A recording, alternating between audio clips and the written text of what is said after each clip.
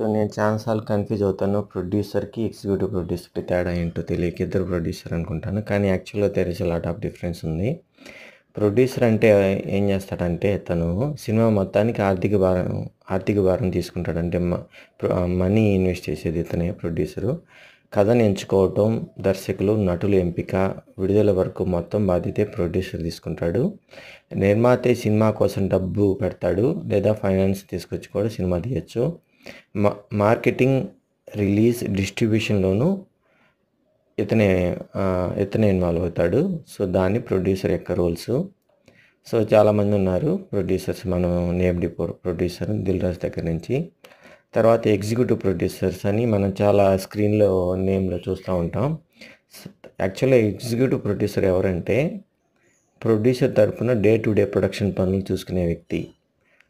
Schedule plan చేయటం, budget control, shooting management, technical, logistic operation చూసే వ్యక్తి.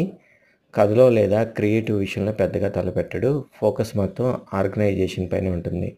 సో ఎగ్జిక్యూటివ్ ప్రొడ్యూసర్ అంటే మెయిన్గా డే టు డే ప్రొడక్షన్ పనులు మానిటర్ చేస్తూ ఉంటాడు.